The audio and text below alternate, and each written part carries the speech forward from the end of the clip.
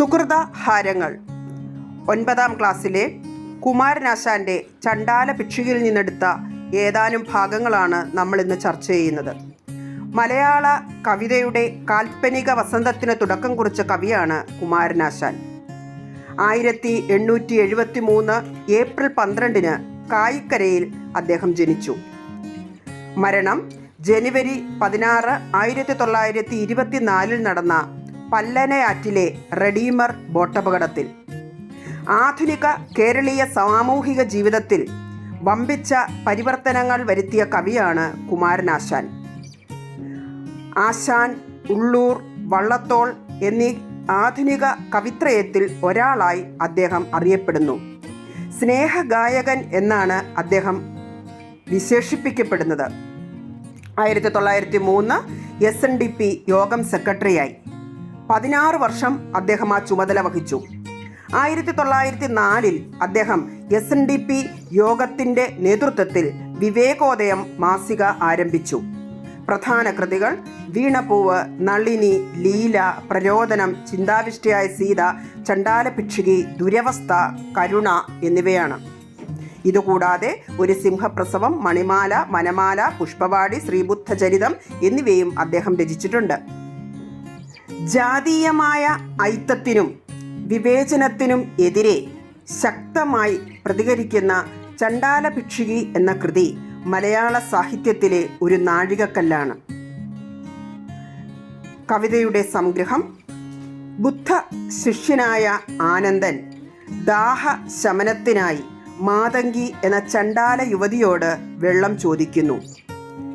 താഴ്ന്ന ജാതിക്കാരിയായ തന്നിൽ നിന്ന് വെള്ളം കുടിക്കുന്നത് അയിത്തമാണെന്ന് അവൾ ഓർമ്മിപ്പിക്കുമ്പോൾ, ജാതി ചോദിക്കുന്നില്ല ഞാൻ സോദരി, ചോദിക്കുന്നു നീർ നാവ് വരണ്ടഹോ എന്ന വിഖ്യാതമായ മറുപടിയാണ് ഭിക്ഷു നൽകുന്നത്.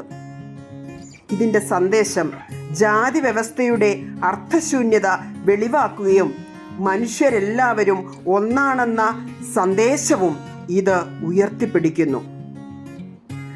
ബുദ്ധഭിക്ഷുവിൻ്റെ കാരുണ്യത്തിലും ജാതീയമായ വിവേചനമില്ലായ്മയിലും ആകൃഷ്ടയായ ആ മാതങ്കി എന്ന പെൺകുട്ടി വീട് വിട്ടിറങ്ങി ബുദ്ധാശ്രമത്തിലെത്തുകയും ബുദ്ധമതം സ്വീകരിച്ച് ഭിക്ഷുണിയായി മാറുകയും ചെയ്യുന്നതാണ് ചണ്ടാല ഭിക്ഷുകയുടെ ഇതിവൃത്തം.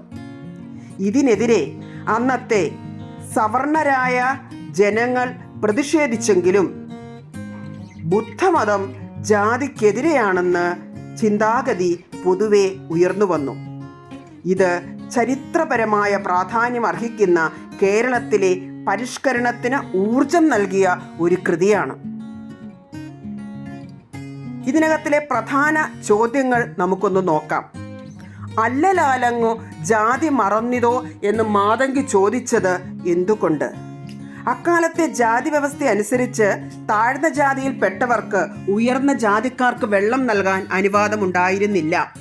ഒരു ഭിക്ഷു തൻ്റെ ജാതിയെക്കുറിച്ച് ചോദിക്കാതെ വെള്ളം ആവശ്യപ്പെട്ടത് മാതങ്കിയെ അമ്പരപ്പിച്ചു.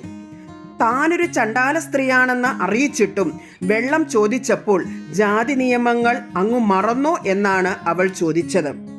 പുണ്യശാലിനി എന്ന പ്രവൃത്തി മാതങ്കിക്ക് ചേരുന്നതാണോ? തീർച്ചയായും അതെ. പ്രവൃത്തി കൊണ്ട് പുണ്യം ചെയ്തവൾ എന്ന അർത്ഥത്തിൽ സുഹൃതഹാരങ്ങൾ എന്ന വിശേഷണമുള്ള മാതങ്കിക്ക് ഈ വിശേഷണവും നന്നായിട്ട് ചേരുന്നു.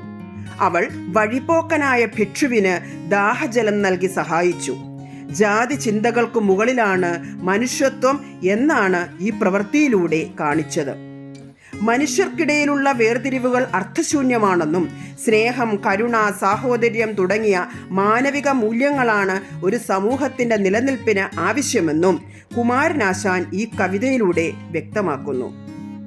നന്ദി, നമസ്കാരം.